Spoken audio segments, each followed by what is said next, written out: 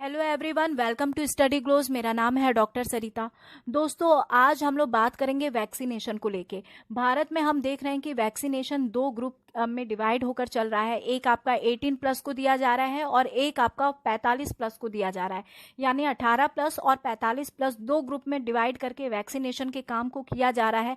हालांकि ये जो रफ्तार है बहुत ज़्यादा धीरी है अभी हमारे देश में, क्योंकि जिस हिसाब से भारत की पॉपुलेशन है उस हिसाब से जो रफ्तार है ये बहुत ही ज़्यादा धीरे है। लेकिन फिर भी कंटिन्यू वैक्सीनेशन का काम चल रहा है और यहाँ पर दो वैक्सीनेशन के बीच में पहले जो गैप था उसको भी बहुत ज़्यादा बढ़ा दिया गया है। शुरू में हमने ये भी जाना था कि बच्चों के वैक्सीनेशन को लेकर बातचीत चली थी, कुछ प्लानिंग्स भी डेवलप हुए थे, लेकिन वो एग्जीक्यूट नहीं किए गए क्योंकि अभी अडल्ट को वैक्सीनेशन कराना ये ज़्यादा ज़रूरी है। अब इसी के ऊपर हमारा रिपोर्ट भी है। WHO ने वैक्सीनेशन को लेके कहा है कि बच्चों की वैक्सीनेशन को हाई प्रायोरिटी हम नहीं दे सकते हैं। क्या रीज़न है, इस चीज़ को हम डिटेल में जानेंगे और उससे पहले हम जानते हैं कि भारत में कोविड के ताज़ा आंकड़े क्या है। अगर हम बीते 24 घंटों के आंकड़े के बारे में बात करें तो भारत में जो टोटल केसेस है ये 1,32,364 नए केसेस सामने आए हैं। लेकिन दुनिया में से कोरोना अभी गया नहीं है और दुनिया में सबसे ज्यादा केस हर दिन भारत में ही दर्ज किए जा रहे हैं। अगर मौत के आंकड़ों के बारे में भी बताएं तो भारत तीसरे नंबर पर है। तो ओवरऑल तो हमारे लिए ये बात बहुत ज़्यादा रिलैक्सिंग है, क्योंकि बिगनिंग में हम देख रहे थे कुछ समय पहले तक भारत में जो कोविड के केसेस हैं ये 4 लाख के पार जा रहे थे और स्थिति बहुत ज़्यादा डेंजरस बनी हुई थी। लेकिन अब इसमें काफ़ी ज़्यादा कंट्रोल हुआ है, बहुत गिरावट हुई है और 92 और 93% हमारा रिकवरी रेट जा रहा है। तो इस हिसाब से हम देखें कि कोविड में हमने बहुत ज़्यादा कंट्रोल पा लिया है, लेकिन वैक्सीनेशन की स्पीड यहाँ पे फिलहाल कम है, बहुत धीरे है।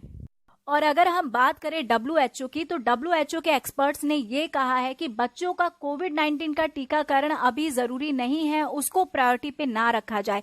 इसके पीछे उन्होंने रीजन भी बताया है कि एक्सपर्ट ये कहते हैं कि ये टीके जो है यानी कि वैक्सीनेशन की सप्लाई ग्लोबल लेवल पर बहुत ही कम है और ऐसे में बच्चों के टीकाकरण को फर्स्ट प्रायोरिटी नहीं देनी चाहिए। डॉक्टर केट ओब्रायन, उनका ये मानना है कि जो रिच कंट्री है, जो डेवलप्ड नेशन है, इनके पास बच्चों की संख्या बहुत ज़्यादा है और इसी वजह से इन्होंने टीके को अपने पास स्टॉक के रूप में रखा है, जबकि WHO की नज़र से ये सही नहीं है। एक्सपर्ट्स का ये भी मानना है कि कोविड-19 का इन्फेक्शन बच्चों में इतना ज़्यादा सीवियर नहीं है जितना कि ये यूथ में और बुजुर्गों में है। तो इसी वजह से वयस्क लोगों को ये टीकाकरण ज़्यादा ज़रूरी है, इसीलिए बच्चों को प्राथमिकता के तौर पर नहीं देखना चाहिए। साथ ही एक्सपर्ट्स का ये कहना है कि इस पेंडेमिक के दौरान बीमारी से बचने की जगह ये ज़्यादा ज़रूरी है कि हम बीमारी के संक्रमण को रोक सके, यानी कि बीमारी को कम्युनिकेट होने से रोक सके। हम सभी जानते हैं कि कोविड-19 एक छुआछूत टाइप की बीमारी है, ये कम्युनिकेबल डिजीज़ है। इसीलिए ये बहुत ज़रूरी है कि हम टाइम टू टाइम अपने हाथ को सैनिटाइज करते रहें, दूरी बनाकर रखें, डिस्टेंस मेंटेन रखें और साथ ही मास्क का इस्तेमाल करना बहुत ज़्यादा ज़रूरी है। तो मास्क हो गया और वैक्सीनेशन है, ये कुछ ऐसे हमारे पास औजार है जिससे कि हम अपने आप को कोविड-19 से बचा कर रख सकते हैं। तो बेहतर ये है, इससे हमारी जान बचने से ज़्यादा ये ज़रूरी है कि इसका जो कम्युनिकेशन है यही टूट जाए, यानी कि ये चेन हमें डिस्ट्रैक्ट करना ज़्यादा ज़रूरी है। तो कोविड-19 टीके का इस्तेमाल इसी वजह से बच्चों को ना दिया जाए, यानी कि प्रायोरिटी लिस्ट में हम बच्चों को ना रखें, प्रायोरिटी लिस्ट में हम यूथ को रखें और उन लोगों को रखें जिनको ये देना ज़्यादा ज़रूरी है। इसी वजह से आप देख रहे होंगे कि मैक्सिमम नेशन में कोविड-19 के टीका 18 प्लस के लोगों को दिया जा रहा है। हमारे देश में भी कुछ इसी तरीके से है। हम देख रहे हैं कि कनाडा में, अमेरिका में और कुछ यूरोपियन नेशंस में 12 से 15 साल के बच्चों को कोविड-19 के वैक्सीन के लिए मंजूरी दी गई है।